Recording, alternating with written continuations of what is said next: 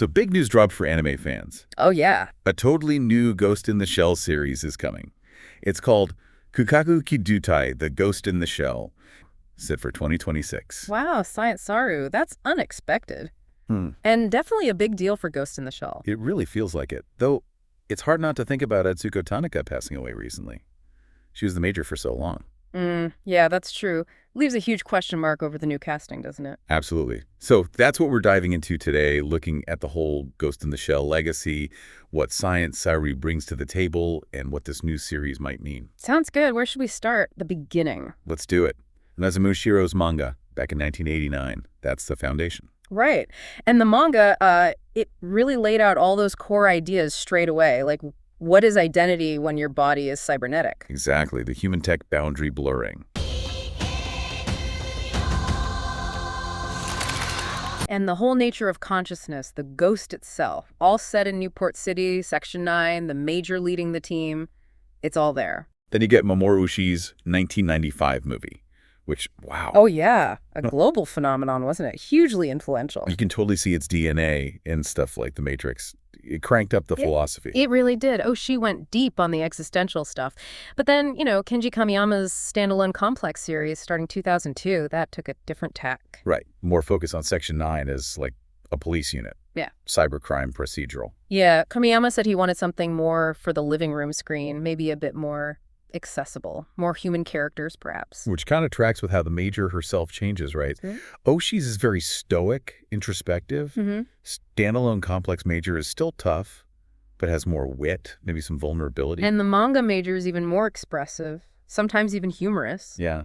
So it makes you wonder, what's the Science SARU version going to be like? Their animation style is so unique. Totally. Very fluid, really unconventional. You see it in Devilman Crybaby or Keep Your Hands Off Aizuken. They have a real signature look, though they're versatile.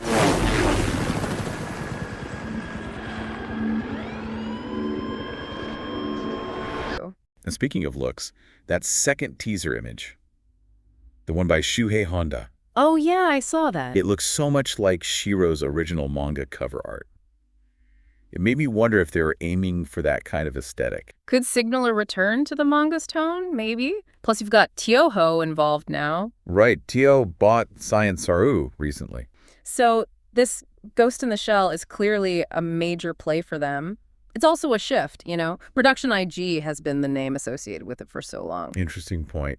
And the team they've assembled, director Moko-chan, Tima Kimura, kind of grew up within Science SARU, worked on Hike Seri Story, Scott Pilgrim. Yeah, first time directing a full series, I think. That's exciting. But the writer, To Enjo, that name really jumped out at me. Oh, definitely. Award-winning sci-fi novelist, PhD in mathematical physics. His stuff is usually pretty dense, right? Very, like self-reference engine.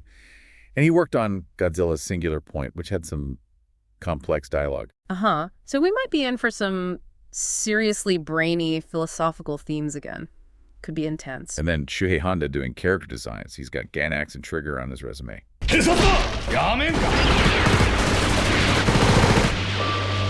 And again, that teaser visual he did feels significant. Even the vehicle, the think tank, looked more like the manga's Fuchikomas. Points towards manga fidelity, maybe? It seems like it. Shiro himself commented on it. Oh, what did he say? He called it maybe the first installment of a second generation. Kind of endorsing a fresh perspective, it sounds like. He acknowledged the manga is old now, hoped people would enjoy the visuals. Second generation. That's interesting framing. It leans into the idea of a new take. Which brings us back to the voice casting, especially for the major. After Atsuko Tanaka. Her impact was just immense. Huge. It's a massive challenge. Do they find someone reminiscent or go completely different for this second generation? Big question. And what about the story? Direct manga adaptation or something new entirely? How does Science SARU's style translate this world? And Production IG is still on the committee, right? Maybe an advisory role? Or just investment? Good point. Lots still unknown. But, the core themes, AI, VR, corporate power, surveillance, what it means to be human. They feel more relevant than ever, don't they? Absolutely. This new series could really hit hard today. For sure. Well, this deep dive hopefully gives folks a sense of the history here and what might be coming. Maybe time to reread the manga or rewatch the 95 film or SAC. Definitely good prep. Okay, so final thought to leave people with. If this is a second-generation Ghost in the Shell, like Shiro suggests, and given how much tech, like AI, has evolved since '89, what core ideas about the Ghost in the Shell do you think will be the most important ones for this new series to explore or reinterpret?